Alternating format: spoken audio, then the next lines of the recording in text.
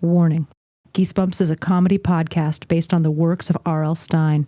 Any similarity to an actual literature podcast is coincidental and unintentional. Practice till you drop dead. When Jerry finds a dusty old piano in the attic of his new house, his parents offer to pay for lessons.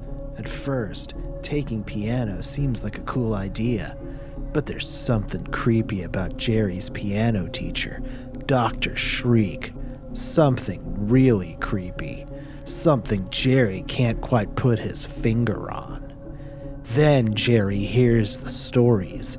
Terrifying stories about the students at Dr. Shriek's music school. Students who went in for a lesson and never came out. There's also, you know what else is in this book that the back of the book doesn't mention? A ghost. Yeah!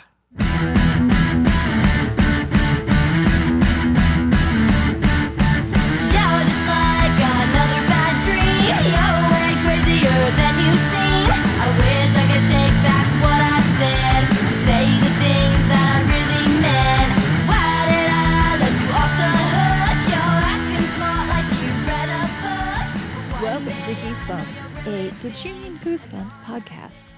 I'm Danielle, and I have a PhD. I'm JoJo, and I have a PhD. I'm Jeff, and I want to know which of Kevin Smith's friends he's going to slide into his production of the new He-Man Masters of the Universe animated series.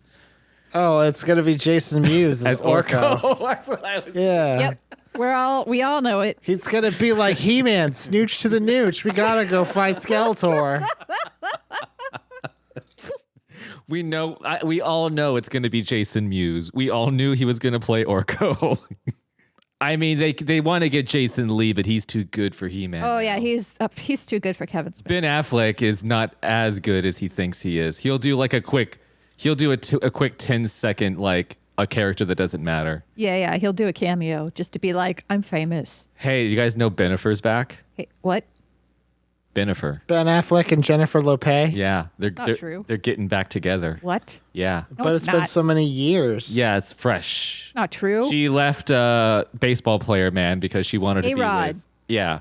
Oh, my God. Now she's with Batman. Oh, man. B-Rod. B-Rod. So Jennifer Garner, he's got a thing for Jens.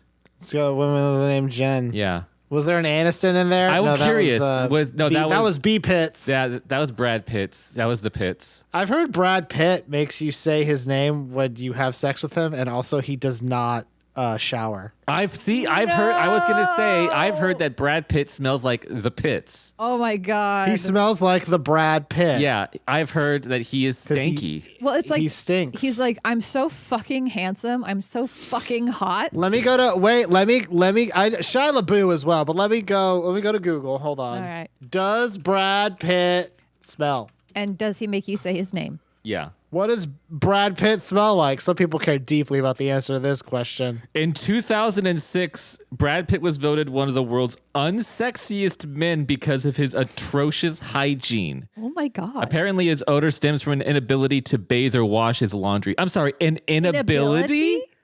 I have on the topic of stinky stars, I do have a quick list to give you. Stinky stars, 10 celebrities who smell really bad from Fandom Wire. I will raise your 10 celebrities from Fandom Wire to 15 actors who allegedly smelled on and off set by Screen Rant. Oh, shit. Screen Rant and Fandom Wire. Suspected fake website. The very reputable news sources. Why do we keep getting to Screen Rant? Because they're the only ones who talk about R.L. Stine. That's true. There's no one else left. There's apparently allegedly that Eli Roth said Brad Pitt preferred cleaning himself with baby wipes.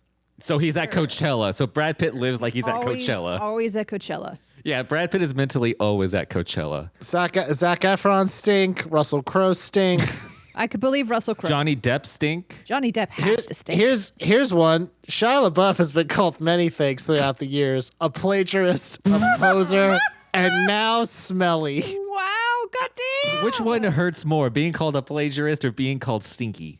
I think stinky. I think stinky is worse. Bradley Cooper stinks. Cameron Diaz stinks. Courtney Cox stinks. Oh, Vigo stinks. Can you believe that? Mortensen. I can absolutely believe that Vigo stinks.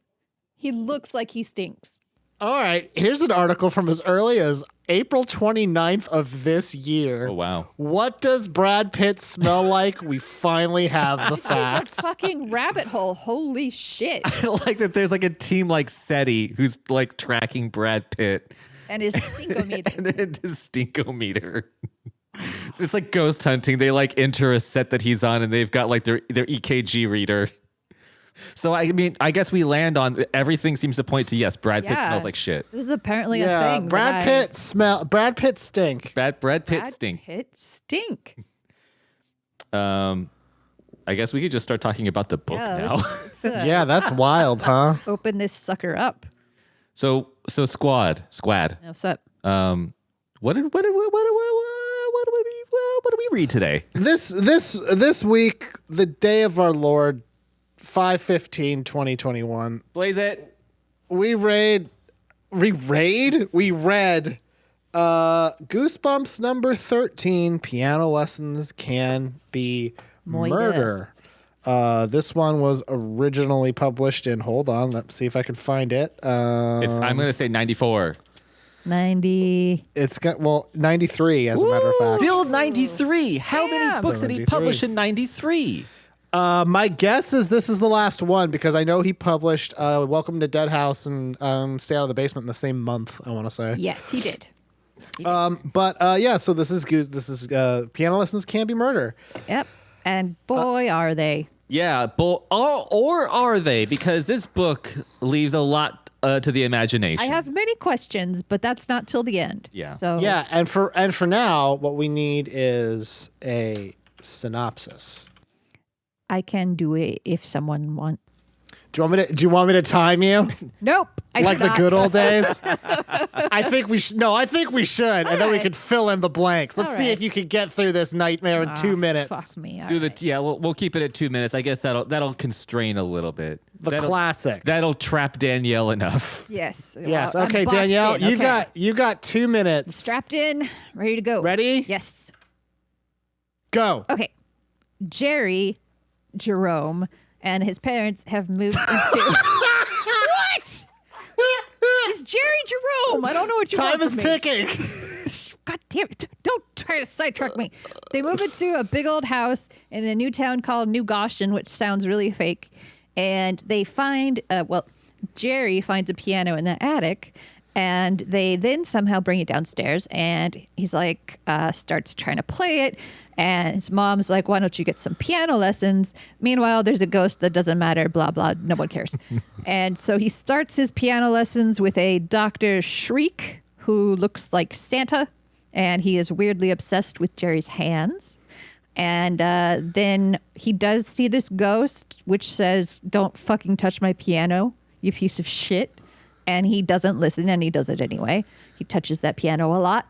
And then he goes from taking classes in his house to at this freaky school where it's like a maze down in the basement, and he finds a talking robot sweeper. And then he runs into this other dude, like Mr. Pibb or something, in the basement. And he's like, oh, yeah, I make robots. And then later, Jerry discovers a whole entire room full of pianos being played by phantom hands because reasons. And then the ghost from the house shows up because reasons. And then the hands all take Mr. Rivet into the forest. And I assume procreate with him. How much time did you You get got left? 10 seconds left. So, you know what? Robots can't sweat. Yeah, robots don't stink like Brad Pitt. Robots no stink like Brad. I was hoping you would throw in a quick trans rights at the end there. That would have been great. Also, trans rights. Yeah. Okay, good. Trans rights are human rights. That's right. Trans rights are human rights. Okay, so you got most of it. Here's some of the parts you missed. Okay. Jerry, his last name is not Jerry Jerome, it's Jerry Hawkins. Oh, Jerry Jerome to me. When he goes to school, he meets a girl named Kim who happens to live across the street. No, not just named Kim. Kim El Chin. Kim Lee-chin. Kim That's how Lee. you know that she's Asian American. Yes, as a matter of fact. So bad. And she plays violin, and she's actually afraid when she hears that Jerry is studying with Dr. Shriek. There is the ghost that is around, which is pretty great. The ghost is just trying to be like, oh, you're scary. But there's also a part when Jerry goes to a psychiatrist. Yeah, Dr. Fire, I think is his name. That's right. Yeah. And otherwise, you got it all right. He ends up going to the school. He meets the janitor there, Mr. Toggle. Yep. Not Mr. Pibb. Close enough. But I can see how you made that mistake. Mr. Toggle sounds like an off-brand soda name. it Exactly. sounds He's like. an It off-brand does. dude in the basement. And also there's the thing where the piano is playing itself at night all the time, so Jerry thinks it's haunted. So, hits but the let me. psychiatrist. But here's the thing. We're kind of set up all these pieces, right? But here's the climax of the book. Jerry goes to school at Dr. Shriek's, and he decides, you know what? I don't want to go anymore. There's this ghost telling me to stay away from Dr. Shriek. Kim is scared of it. I don't want to be involved anymore. Mom, Dad, I must quit this school. And they say, you have to go down to the school and quit in person. So he does that. Dr. Shriek goes buck wild, tries to attack him. Mr. Toggle shows up. Turns out Mr. Toggle made Dr. Shriek and is the secret bad guy, because why would they invent a janitor? Unless he's a bad guy. Well, you think he's going to be a good guy because Jerry likes him at first, and then it's Jerry's stupid. Yeah, and so that happens, and he basically says, I cut off hands, and at that time, the ghost shows up, and all the other ghosts attack Toggle, which, by the way, the ghost could have done that The at whole any time. There's a lot of like logical things that we're going to have to discuss regarding Infinite questions about the last scenes. Yeah, so that's the story of piano lessons can be murder. Guy finds piano, gets lessons. Person teaching lessons turns out to be a robot. They want his hands, which He are wants his beautiful. hands. Beautiful hands. They want his the janitor wants his hands, and then a ghost kills the janitor, Yeah. and then Yes. they stop playing. And then the real villain here is piano lessons. Yeah. Exactly. The real villain is a parent's expectation for their children. This is a statement about leaving your kids the fuck alone. Yeah. So before we go on, I just want to throw this out there because I'm on the goosebumps.fandom.com, which goes over the international releases. Oh. Do y'all want to know the titles of piano lessons can be murder in other countries? Yes, So please. in Italian, it's Il Pianoforte Impazzito, Which means the crazy piano. it's misleading to a Here's degree. one in Spain. It was called Melodia Sinistra, Sinister music. sinister I melody. like that. Sinister melody. I like Okay, that. this is a good one. This is from the French. Lecon de piano et pièges mortels. Piano lessons and deadly traps. It's too long. Too long. Now this one is in Greek, and I actually don't know how to pronounce Greek as it's written. It looks like it's Onika Maumata Nianoi, It's all Greek and to that me. means the killer piano. It is all Greek to me. And it's not the piano. That's misleading. Yeah, there's a A lot of lot of misleading them things go in the so titles. so yeah. In Portugal, it's O Piano Assassino, the killer piano. Piano doesn't do shit. Oh, but here's the good one. La Mort au bout des doigts. Is that for German? Canada. Death at your fingertips. Ooh, Oh, that's they cool. what? Yeah. That's a good one. That one and the other one, the Sinister Piano, whatever one. That one I liked. Finger death. I like finger Here's the ones in there's one in the language, it's from Iran, and they have the coolest translated title, which is Piano Equal in Death, which I fucking death. love. Wow. Piano equals death. It's true though. It is true. Yeah. I know a lot of people who died by piano. Yeah.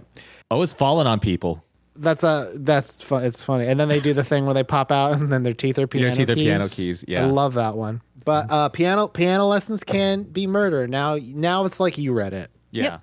Can be moida. Can be's the moida. Although I will object and say that technically there's no murder happens in this book. No. Not on scene. There's some implied potential murder. This is one of the few ones where the title is an idiomatic expression. Yes. Yeah. Yeah. Like, oh man, raising a kid can be murder, and that could be a story about killing a kid, or it can be a story about how tough it is to be a parent in these modern times.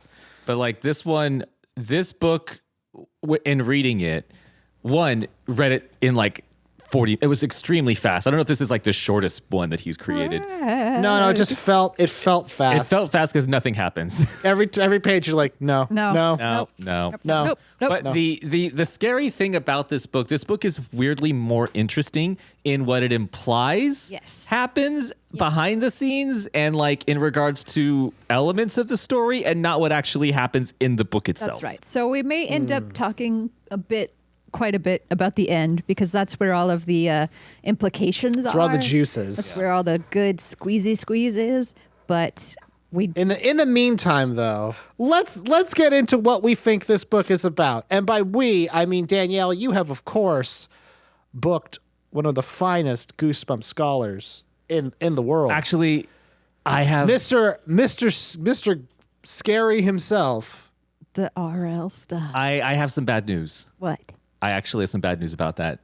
I didn't click. Did you kill him? No, I didn't click send on the email, Danielle, to get him. Well, just send it now. Well, no. Well, I kind of made up for it. I had some time yesterday.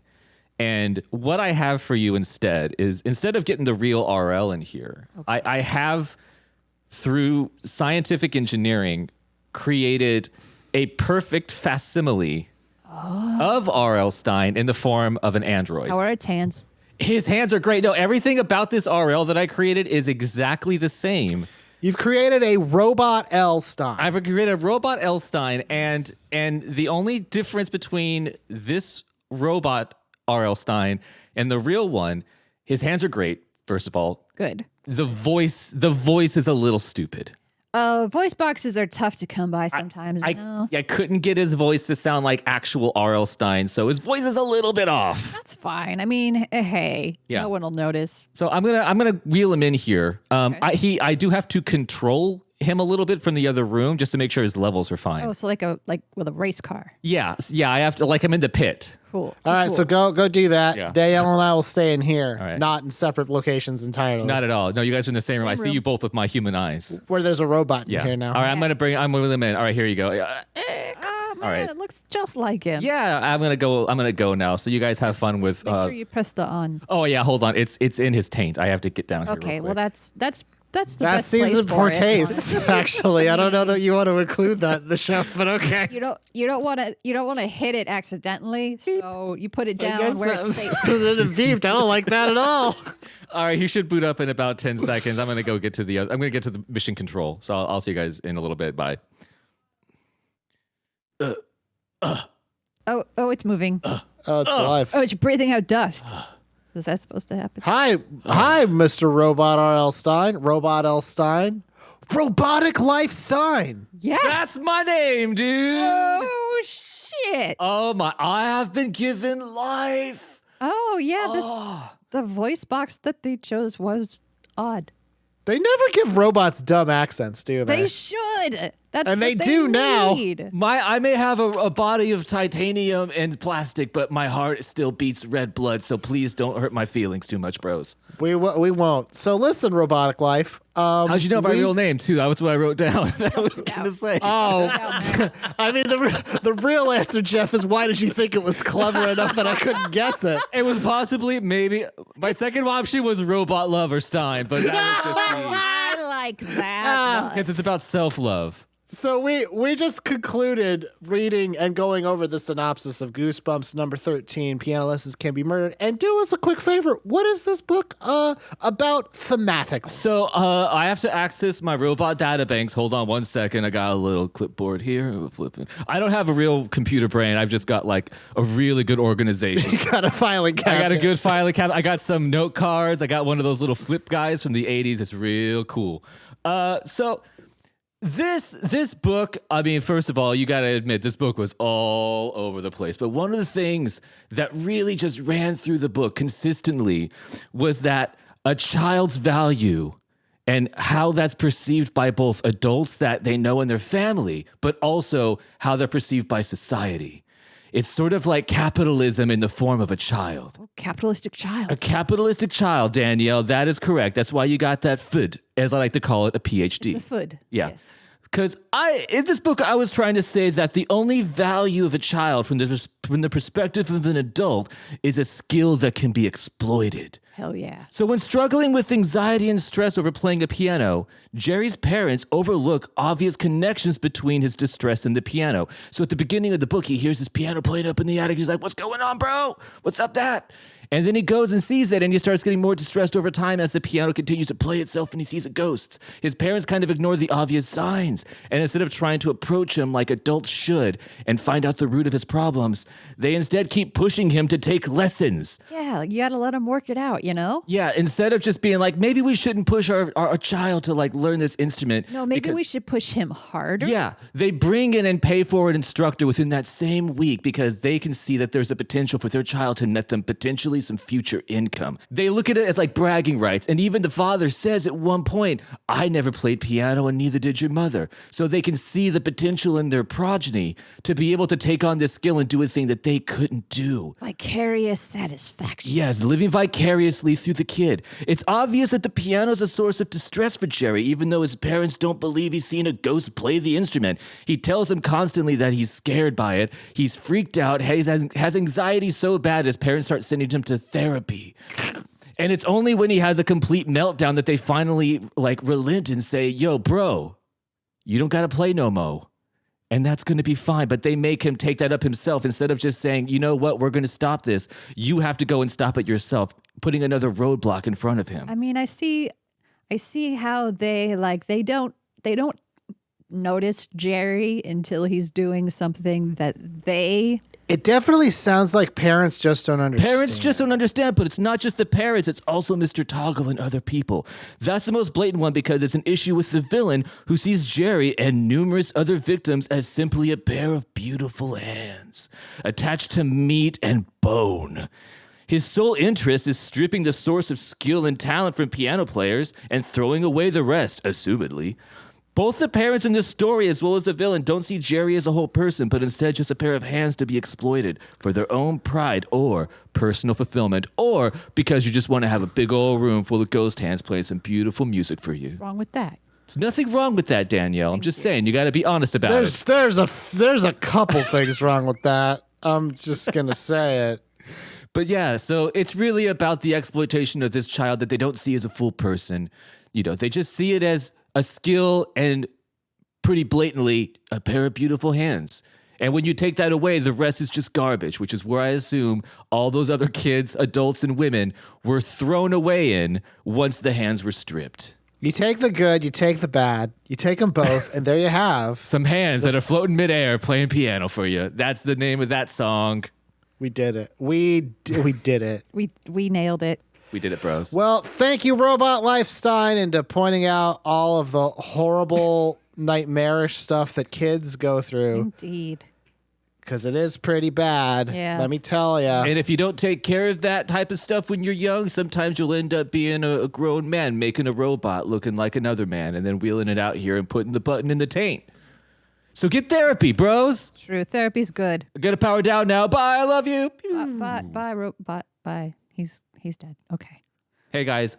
Hey, Jeff, that was excellent piloting that you Well done. Wait, Jeff. what are you talking about? I didn't even get to the room yet. I haven't started. I've been in the bathroom this whole time.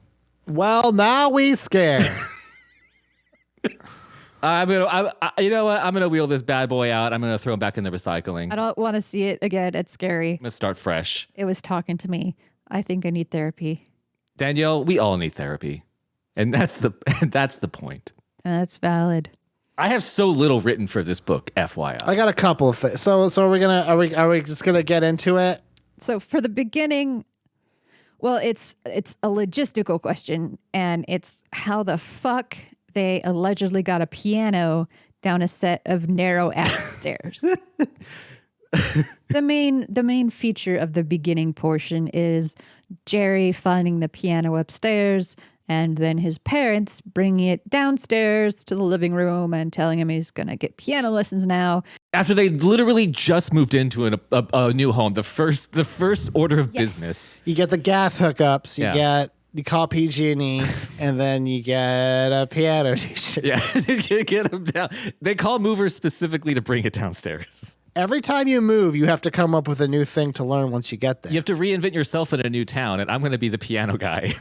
So this is, I think, in chapter 1. This is when Jerry first discovers that there is an attic door in his closet. The movers were hauling stuff into my room, so I couldn't go in there. I pulled open a door to what I thought was a closet, but to my surprise, I saw a narrow wooden stairway. A narrow wooden stairway. I guessed it led up to the attic. It did. And then you know what they did? They said, we'll just take the piano downstairs. How? Bitch, how?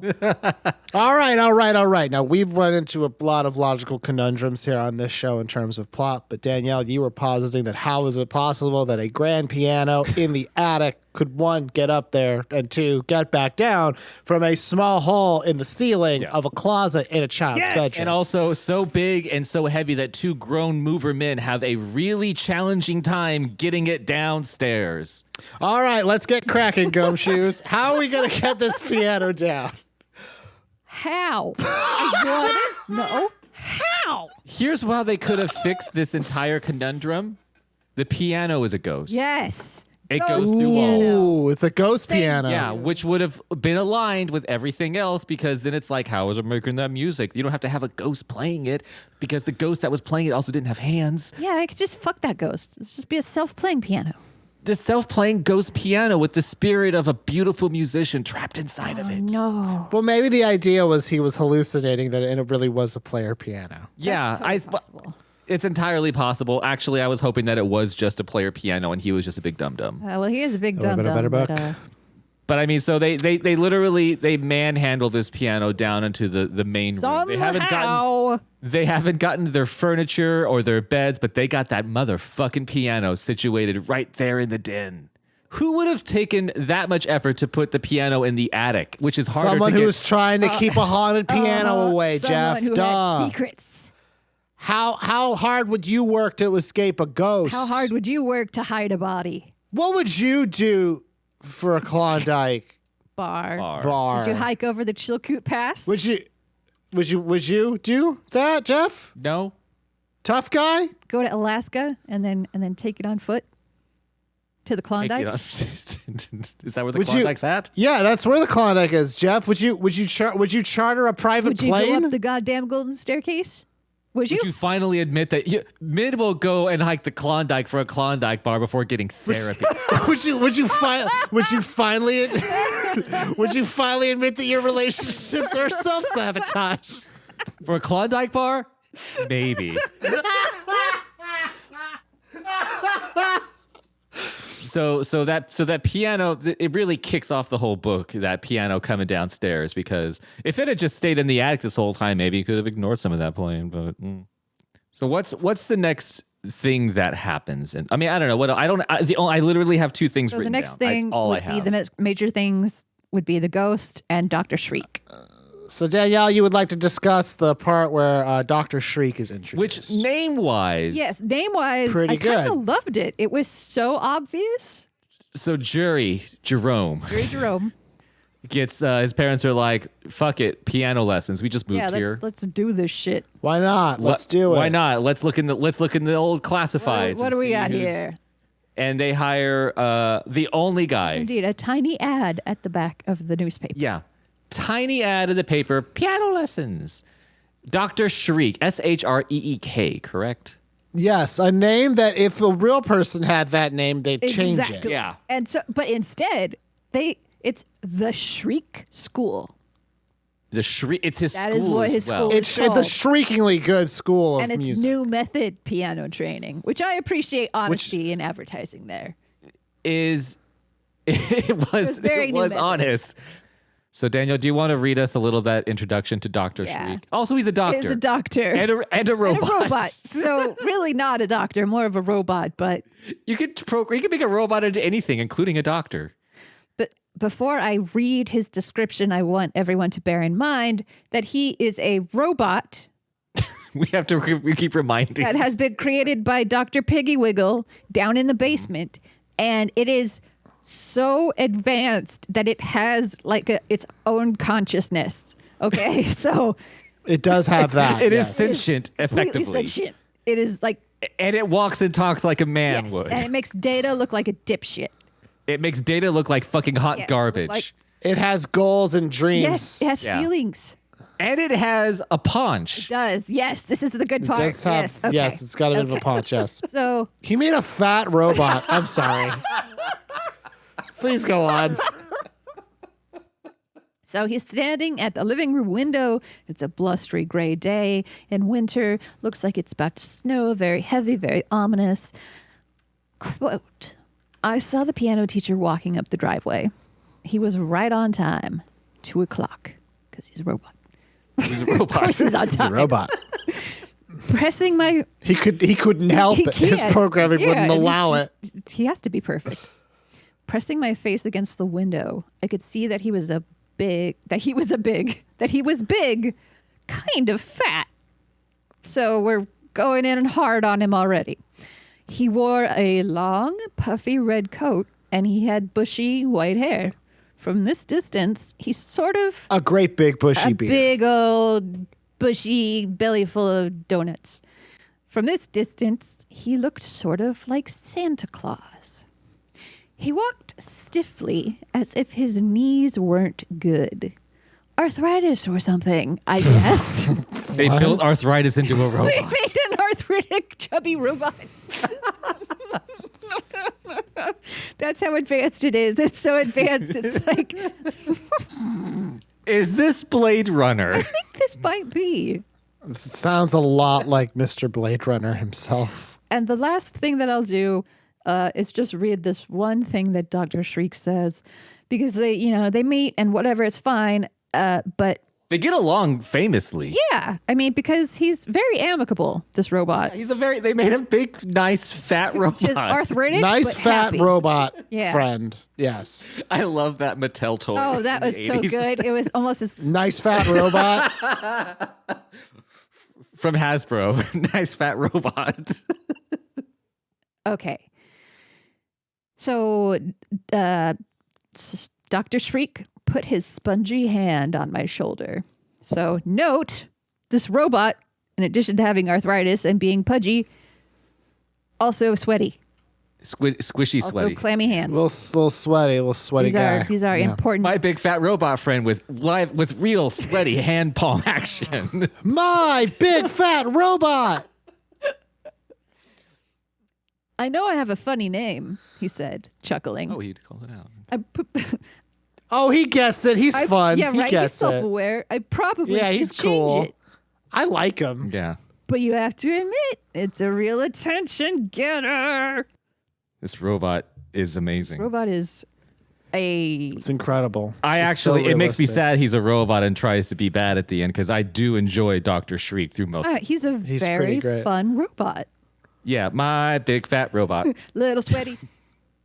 From Hasbro. From Hasbro. Real sweat And he palm action. transforms into a velociraptor. Yes. Collect all 4 big fat robot friends and combine them into the Megazord.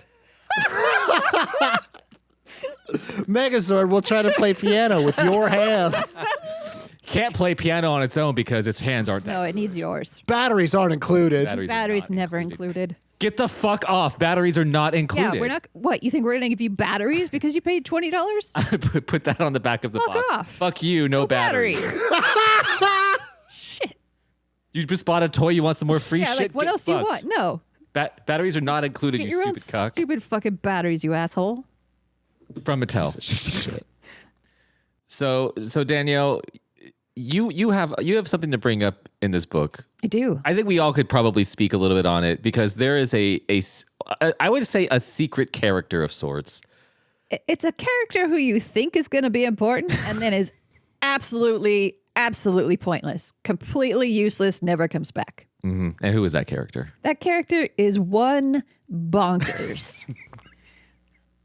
I don't know if she prefers. Oh, the name is bonkers. I thought you meant like that character is, for starters, bonkers. Yeah. Yes. No, the character's name Well, is bonkers. If you were to ask Jerry Jerome, that would be his take, is that bonkers is indeed bonkers. But What is bonkers? bonkers is a cat. Mm-hmm.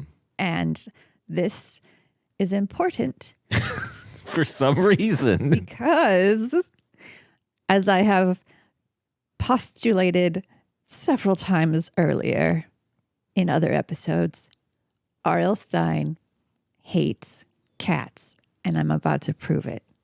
All right? All right. All right.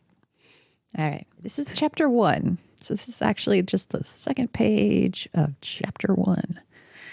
And Jerry Jerome is introducing Bonkers, saying, Not his name. I'm sorry, Joe. What is his name? Jerry. Jerome. He goes by Jerome when he's in trouble. Jerry Jerome. I don't know what's so hard about that. I hate you. Please go on. Let me say right out that Bonkers is not my favorite member of our family. In fact, I keep as far away from Bonkers as I can. No one ever explained to this stupid cat that she's supposed to be a pet. Instead, I think Bonkers believes she's a wild man-eating tiger, or maybe a vampire bat. Her favorite trick is to climb up on the back of a chair or a high shelf and then leap with her claws out onto your shoulders. I can't tell you how many good t-shirts have been ripped to shreds by this trick of hers, or how much blood I've lost. This cat is nasty. Just plain vicious. That cat nasty, Cat bro. nasty. That cat ain't right.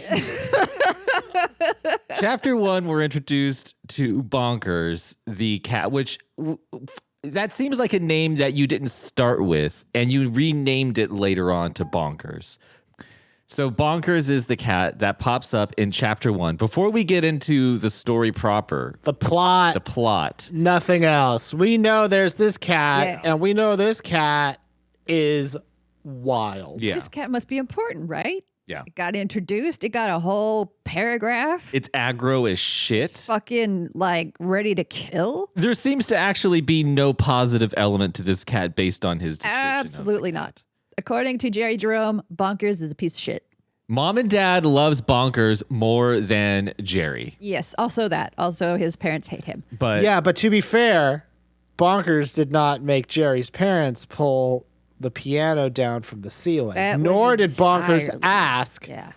for lessons No. to play the piano. Did- Bonkers asked for nothing. Did either of you think that maybe Bonkers was going to be the villain of this book? Like I me? absolutely. I mean, Sarah Beth.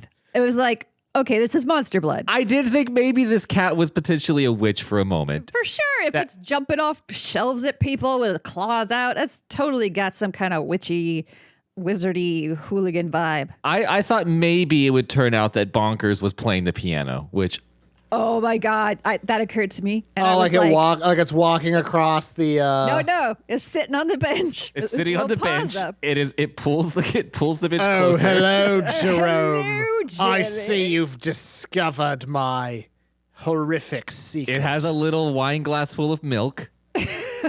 As it turns out, it sniffs. It's a snifter. It's a It's got a snifter of milk. snifter of Snifter milk. Yeah. swirling the snifter around. And it sounds exactly like Tim Curry. Oh, for sure. Oh my God. Jerome, you have caught me once again. I can't believe you thought a ghost could play dulcet tunes like these. No, it was I. Bonkers. Idiot. Sweet, stupid idiot. You can scratch my ear all you want. I will see you dead.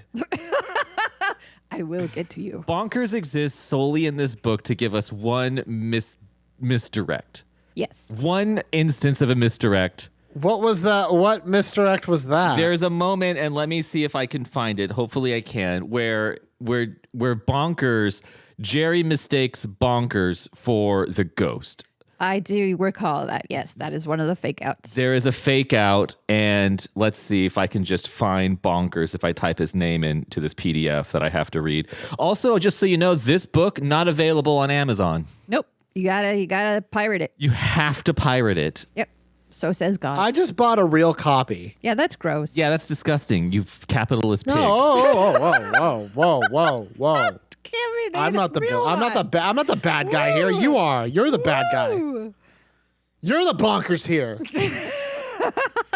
It's on. I found chapter it. 5. Yeah. Well, no, I found what I was looking for. Oh, okay. So Bonkers is only there to be aggro and mean, and a cat that literally just scratches and fucks up everybody, yet they still keep it. Which, I mean, we had a cat that scratched and fucked us up all the time too. He did, but she was fluffy. So this is page for me 56, 57. Okay. This is chapter 20. Oh, man. And this is Bonkers. This is the reason that Bonkers was introduced into this book. For this one gag. And if you look up Bonkers in like the search of a PDF or digital version, Bonkers pops up a whole bunch. Yeah, there's a lot of bonkers dropping. There's a lot of Bonkers in this book.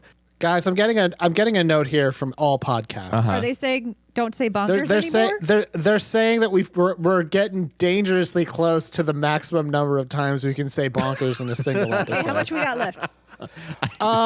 Basically what they're saying here is based on current market trends. We have about four and a half more, but Okay. again, like this episode's coming out on a Wednesday, so we'll see how things are in the morning when the market's yeah, the open. market- But this is a new quarter, so This is a brand new quarter, This is and a the new market quarter. is Oh, we're in Q2. yeah, we're Q2 now. very Okay, volatile right now, let me guys. talk to our financial bonks and see what they have to say about that. Our Bonkers financial accountant. Hello, this is Bonkers, your financial assistant. Run the Bonkers numbers. Oh, sir, we're in quarter 2, but we've already used They up wouldn't twice. run the numbers; they would run the bonkers. Run the Jesus bonkers. Christ, Jeff, keep your shit Seriously, together. oh my God, do you even know the stock market? So this is near the end of the book. This is where Jerry's trying to prove to Kim, the girl across the street, and also his No.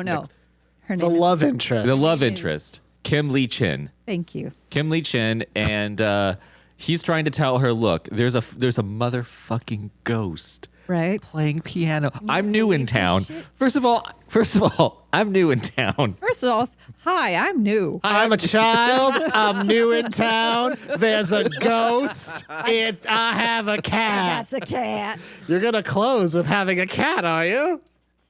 So he's talking to Kim Lee Chin, Okay. and she's got a big grin on her face. You're a better storyteller than I am. He just told her about the ghost story. Do you know a lot of ghost stories? This isn't a story, I cried. Suddenly, I was desperate for her to believe me. Kim started to reply, but my mom poked her head into the family room and interrupted. Kim, your mom called. Mom, I'm trying Mom! to put in work here. Seriously, I am. Mom, I want her to think I'm cool. Guess I'd better go, Kim said, setting down the hot chocolate mug. I followed her out. We had just reached the family room doorway when the piano began to play. A strange jumble of notes. See, I cried excitedly to Kim. See, now do you believe me? We both turned back to stare at the piano. Bonkers was strutting over the keys, his tail straight up behind him. Ah, son of a Kim bitch. Lee Chin laughed. Jerry, you're so funny. I almost believed you. Jerry is so funny. The stupid cat had made a fool of me again. I don't know, Jerry. She seemed into it. Wait, I just caught this. The What stupid page was this on? This is, for me, it's page 57. It's the beginning of chapter 21 is the Oh, so for the rest of us, it's page. Hold on. page whatever. No, I'll tell you. The print version is page 98. I like how you say the rest of us as if you and everyone else are holding on to physical copies of the book. Listeners, please Listen, let there's us something know. about holding the Goosebumps book and running your fingers over the top where it says Goosebumps and it's imprinted that you can't get with your stupid digital books that are stupid. You don't have to be so horny for paper. Why do you have to be so horny for paper?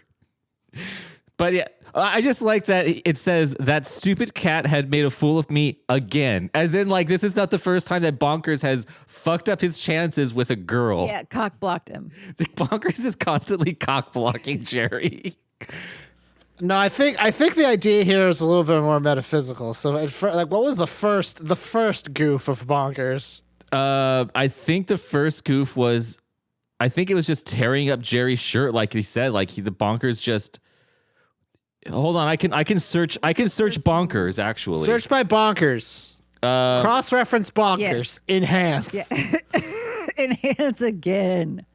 I found Bonkers first. The first instance of Bonkers being a bad cat. When we moved to the new house, I was hoping maybe Bonkers would get left behind, but no way. Mom made sure that Bonkers was in the car first, right next to me. And of course, the stupid cat threw up in the back seat. You ever heard of a cat that gets car sick? She did it deliberately because she's horrible and vicious. Like, whoa, dude. That's wild. That's a bit strong. Anyway, I ignored Mom's request to keep an eye on her. In fact, I crept into the kitchen and opened the back door, hoping maybe Bonkers would run away and get lost. I was going to talk about that. He tried to get the cat killed. He tried to send it out into the world. Maybe you should go see Dr. Fry, the therapist, for your relationship with Bonkers, as opposed to assuming that there's a ghost playing a piano. Whoa. Jeff, don't pathologize his relationship, okay? That's unhealthy. There's like, Jerry, is there really a ghost, or is this about Bonkers? Don't you say that name. Bonkers isn't real. Bonkers isn't real. What if Bonkers was never a real cat, and what if it was just in his mind's eye? Bonkers was the greatest goof of all. What if Bonkers was him? He became Bonkers whenever he lashed out. Oh shit, dude! So you're what if his alternate, like, what if his what if when he's overtaken by fear or rage, his mind departs and he becomes bonkers. What if this is a Fight Club scenario where he's been bonkers the whole time? It was bonkers all along. It was bonkers all along. Dun dun. I think we've landed on the finale for what bonkers is in this book, and we figured it out. We cracked it. It's his ability. We cracked it. He's unable to deal with the relationship and aggression he has against his parents. Right. So he's got to. So he has to disassociate and turn into a cat named Bonkers. Yeah. There you go. Yeah. That makes perfect sense. That does. seems reasonable. I'm glad. Yep. All right, we did it. All right. Congrats. Hey. Now we know the rest of the story. Should we discuss the twist? Yeah, I guess we should get into that. It is the most important thing in the whole book. It is the only thing that really has any consequence in the whole book. I think we have to lead into I think this last chunk that we need to discuss has to involve, 1, the school. Yes. 2, Mr. Toggle. Yes. Can I just say how great it is that Dr. Shriek owns a school, but is still doing private lessons outside of that? Yeah. He's a robot, and he's willing. He's hardworking. He's a hardworking robot. He's got who don't need no man. Don't need no man. Just an independent, hardworking android. Sorry, that would have been better for a Can We Talk About? Apologies. Let us move on. But so yeah, the end part of the book. The book seems like, okay, creepy teacher, ghost piano, and then you're like, okay, where is this going to go? And then the environment shifts. Then it turns into being about a basement. Then it stops being about monsters and starts getting real. Yeah, That's right. The real world. Ghosts. No, real world, New Goshen. New Goshen. That's right. That is where we are. The book switches from being a ghost story to being a sci-fi story. Not a very good one. And not a very good one. But then it switches back to being kind of like sci-fi supernatural. Yeah, it's very strange. The book, the vibe takes a switch. So Jerry eventually is so good at playing piano. His hands so beautiful. So good. Gorgeous hands. And can I say, they always make a point to say how beautiful his hands are. He's got these nice hands. Hands are fucking gorgeous. God, Jeff, these hands, though. I want to know 2 things. 1, what makes hands gorgeous? And 2, what does having attractive hands have anything to do with being good at playing piano? Well, only attractive people can play piano well. True. Beethoven fucked all the time. Yes. Beethoven, well, actually, kind of did. Did he? Did he? Mozart was more the partier. No. Mozart fucked all the time. Mozart was a fuck. Like a fuck boy. He's a fuck boy. Mozart was a fuck boy. You've heard it here. Yeah, well, so he now is taking lessons off-site because he's so good. He has to go to Dr. Shriek's school, which again shows how little his parents care about him because it's literally a derelict, abandoned-looking building. And they're like, please go in there. His mom's just like, just go fucking find him. It's fine. And he's at the school, and then And then he meets, I think, Danielle, Mr. He meets Danielle? He meets Danielle. me! He meets Danielle. I'm a robot. He meets the other character in the book, Mr. Toggle, which is such a great name since it's like a toggle switch because of electronics and robots. So and stuff. it's super subtle, though. I don't know if you guys would have picked up on it. Very subtle. Do you have a description of Mr. Toggle? Will we meet him, Danielle? Hot damn, do I? So, and also he meets Mr. Toggle by accident. He thinks he's like the janitor. Yeah, and boy, is he wrong. So I spun around to see a tall, wiry man with long, scraggly black hair and a stubbly black beard. He wore a yellow t-shirt under denim overalls. He's a minion. He's yes, he's like if the bus driver from The Simpsons became a minion. Okay. A great big bushy beard is my contribution. Please go on. He's Otto from The Simpsons plus a minion. Got it. Yes. Oh no. Gives you a good mental image, doesn't Right? it? It's very clear. Oh God. No. Dear God, no. Oh yes. Yes. So the big twist. Who wants to tell us? Who wants to give us like their best synopsis of the big twist? I would be delighted. Yeah. Yeah. I would be delighted to describe. Explain it to me as if I was a dullard. Yeah. Explain it to me All like right. I'm dumb. Okay. Ding dongs. Present. This is who represents the dings. I represent you. I come from the Dong clan. I'm here to represent the Dong. So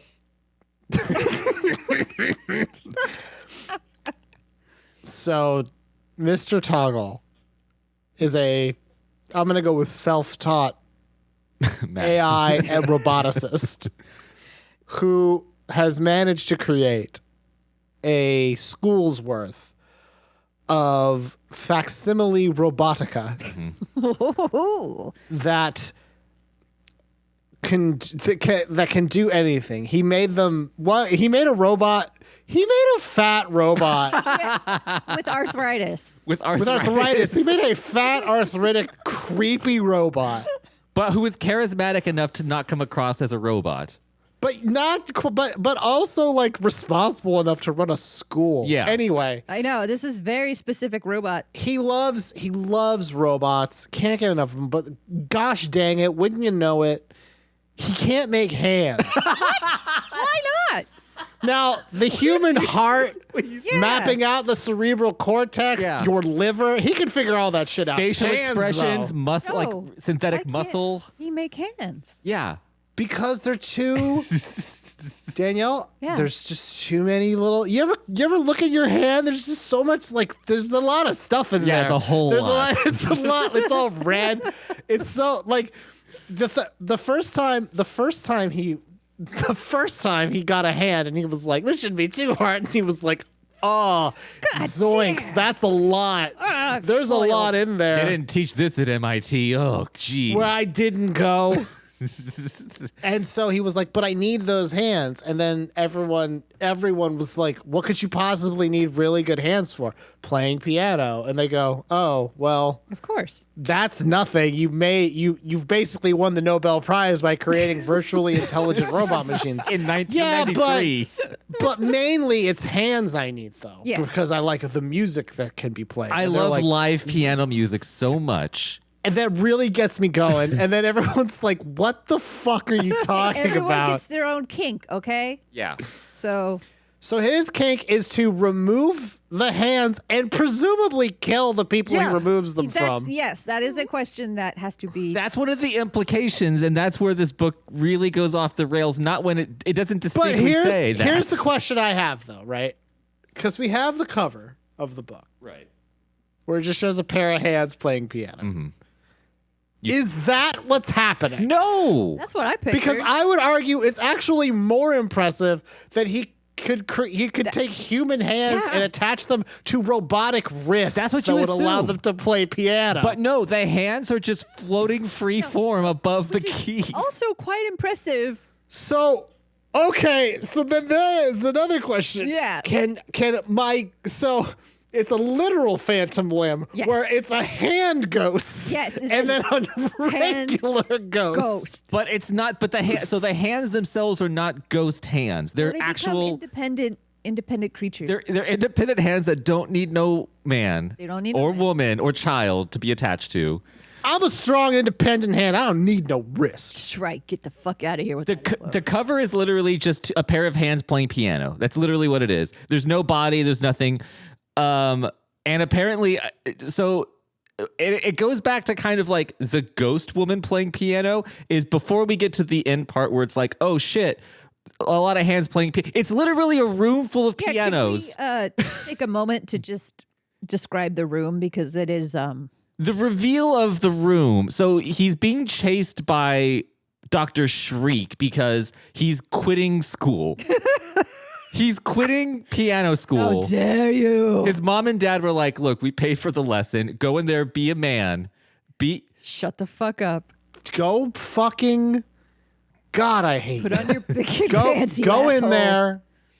I'm gonna leave the and door just open and maybe do you'll it. wander out and never come back. And he's like, Mom, can you wait outside for a second while I go tell him? She's like, no, we paid for the hour. Go and waste Go- time. Yes, go fuck around. I got a date. And so Dr. Shriek is basically revealed himself to be not as nice because he's like, you can't quit. I need them hands. They're so pretty. And then he chases them, and then he finds himself in a room with, in my mind, dozens of pianos. Oh yeah, I'm picturing A dozens lot. for There's a sure. lot of pianos. Yes. Yeah, and they're all being like chaperoned by one robot apiece, plus human hands Yeah. playing Can I? Okay. unattached to anything. This is. I'm just gonna read the short little paragraph because this room is what everything pivots on, right? Yeah. So this is the end of chapter 24. He's hearing piano music. It's deafening. It's like a roar of thunder. And at first, when he steps in, the room was a blur. Then it slowly began to come into focus. I saw row after row of black pianos. Beside each piano stood a smiling instructor. The instructors all looked alike. They were all bobbing their heads in time to the music. Yeah, that beat. Yeah, that's fuck the groove, yeah. that's the groove. The music was being played by... It was being played by... Me? Yes, it was being played by Joe. Nice. That bastard. Nice. I gasped, staring from row to row. The music was being played by hands. Human hands floating over the keyboards. No people attached. No people. Just hands. No people. No people attached. Too hot for people. So is this whole thing, because there's a million ways they could have still made this sort of make sense. They could have been like, all right, we got these Literally robots. anything else. There's literally no reason that the hands should not have been attached to robots. Jeff, I love that. You're like, they could have stepped away from the ledge at any time. They could have done the right thing at any time. The whole point of the whole ripping off people's hands and making them play piano is that he could not make robot hands good enough to play piano well. It makes sense for them to be like, well, I have these robots and I need hands for the robots, and the best hands to get are people hands. Not that these hands are now being bewitched by sorcery now of some they're voodoo sort. hands. Now they're fucking like animated, reanimated. This is necromancy. He's a fucking genius robot maker.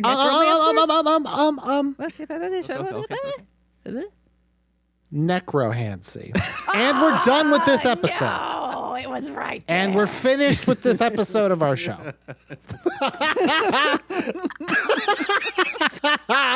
we listen. I think, guys, we did it. Yes, we did it, Joe. It took 2 days. It did, but look where we are. That extra day really made necrohancy like bubble around in your head. It literally. Oh, God, Zooks. But here's okay, Danielle, and there's another part I'd like you to reread if you can. It's got to be sure. close. Absolutely. So he's like, hands. hands. And literally, Mr. Toggle's just like, I just like music. I just like right? Like, what's your fucking problem? I just like song. I music, just like okay? it. I just like it. So these are all the hands of former students. Yes. One of which being the lady who's haunting his piano. What a coinkydink. What a coinkydink. And they finally they stand up, they rise up like Hamilton. Yes. Handleton. Rise up when you're living on your knees. And they decide to fight back. Is it the hand? Could you read the description of that, Danielle? Because I don't remember. Do the physical human hands make him go murder him in the woods, or is it ghost hands? Right. Okay. So Is it ghost is it ghost hands? I don't or is remember it- which it is. Here it is. It's when they pile on and they start slapping his butt a bunch. They do. Do they slap that booty? Get a little handsy. Oh.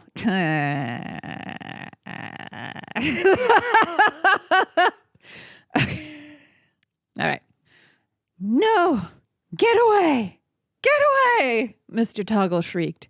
He turned and tried to flee through the doors, but I blocked his path. I got you. 12-year-old blocked his path. Ha-ha! And the ghosts swarmed over him. Oh, ghost. Okay, so it was ghost. Wait. A There- swarm of hand ghosts. The ghosts swarmed. Their hands pulled him down. Okay, so ghosts are swarming, but it's hands that are pulling. And these ghosts don't have no hands. Yeah, they all got no hands. How do they know which hands is theirs? Yeah, they can't tell. You can just tell. So all the ghosts show up. They see their hands. They're like, the fuck. Yeah. So The fudge. fuck. And then they take the hands, drag Mr. Toggle to the woods, assumedly to be murdered. Yes. Yeah, because they do. I have that because I really, really wanted to talk about it. The implication of it. Yes. So the ghostly hands swarmed over Mr. Toggle and lifted him off the floor. He squirmed and struggled. It but he reminds me of a couldn't free 13. himself. That reminds me of 13 Ghosts. That scene where they pick him up. Everything reminds you of 13 That's ghosts, because you 13 freak. Ghosts Go is a on, Danielle. masterpiece. They carried him to the door and then out. I followed to the doorway to watch. Can't wait to see this shit. Watch all this. Fuck yeah, this is going to be so dope. Yeah. Mr. Toggle appeared to be floating into the deep woods beside the school. The hands carried him away.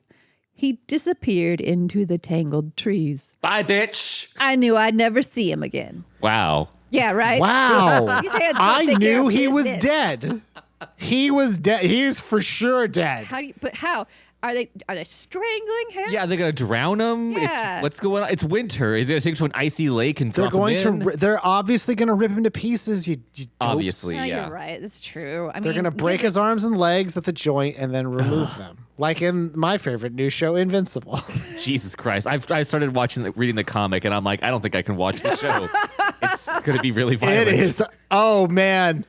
It is rough. It is rough seas, sailor. damn. Oh Yeah, man. I don't know. I've seen like a couple clips, and I'm just And like, you have dad issues, so I don't think you should watch it. yeah, this one I'm like, I don't know if I can watch this. Yeah. J.K. Simmons and Stephen Yuen they're electric together, though. I Let me bet. tell you. Ugh, J.K. Simmons, such a good guy. Watch that man read the phone book. Fell you. Sell me insurance. He does sell you insurance. It's Yeah. true. Did we do it? I think we did it. This book is insane. This book This is book is absolutely a fever dream, and I'm really happy that we got a chance to read it. Yep. It was an experience. It was an experience. Yes. Yes, we made it through, and our minds are still somehow intact. Yeah. I give this book 5 piano keys out of how many keys are on a piano? 50. 50. 5 out of 50. Are there really 50? I don't know. I have no idea. Did it. Joe, you want to break us off a piece of that plug? Oh, yeah. Thank you to the band Dog Party for the use of our theme song, Bad Dream, off of the album Hit and Run. It's a wonderful song by a wonderful band. You can check them out at dogpartylive.com and dogparty.bandcamp.com. The next book that we are going to be reading is going to be, I'm going to look it up right now because I don't know what it I think is. it's the bees one. Is it the Bees one? I think so. The one with Nick Cage? Yeah. Yeah, the... Why I'm no. afraid of bees? I thought that was, no, I don't think it's that. Listen, the next book we're going to be reading is The Werewolf of Fever Swamp. Oh, shit. We started that and we didn't go further with it. It was promising. It was promising. Yeah, well, we're going to read that one next. Goosebumps 14, The Werewolf of Fever Nice. Swamp. I already own that one too, which is good. Yep.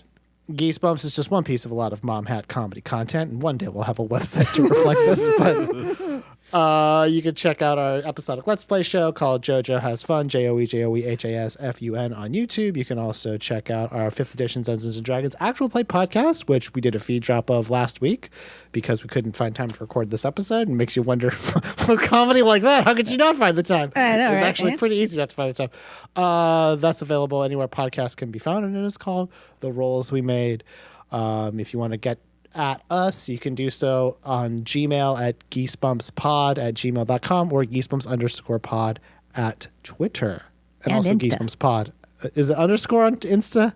Both. Yep. Twitter and Cool. Insta. _pod. Yeah. And I believe that's all of the plugs. And next week will be a mini bump spearheaded by JoJo. Yes. They call me the Night Howler, Slappy World number 10. JoJo will do a reading of it, and then he will explain it to Danielle and I, who will not be reading it. him the Night Howler, P.S.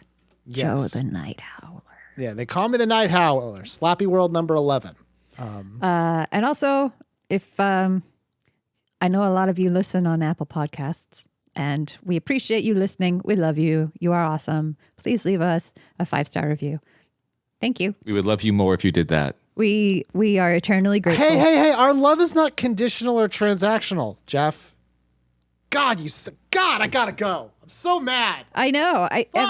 We have this argument literally every week, guys. Is love transactional? Oh, Joe he's gone now. He just Oh, man. yeah, he's done. He can't stand the transactional So love anymore. mad. Okay, I'm back. I got over All right, it. you breathe. Mm-hmm. Okay. I'll do it. All right, bud. Danielle, you wanna give us that last passage? I sure do. All right. A few weeks later, my life had pretty much returned to normal. Dad put an ad in the newspaper and sold the piano right away to a family across town. Their problem now. That was me. It left a space in the family room, so Mom and Dad got a big screen TV. I never saw the ghost woman again. Maybe she moved out with the piano. I don't know. I don't give a fuck. Oh, my God. That is the actual line. Not the I don't give a fuck part, but I made some good friends. I was starting to get used to my new school. I was thinking seriously of trying out for the baseball team. I'm not a great hitter, but I'm good in the field. Hey! what? Yeah. This is the dumbest ending line. Fuck up. It's not that way. It's the last one. I'm good in the field. Everyone says I have great hands. No one says that. Everyone says it. He said it right here. Also, you have a baseball glove on. And then the episode ended. My name is JoJo, and I have a PhD. My name is Danielle, and I have a... My name is Jeff, and I'm going to cut my hands off and donate them to needy children who want to play pianos. This has been Geesebumps, the Did You Meet Goosebumps podcast. And until next time, stay out of the basement. Just like somebody I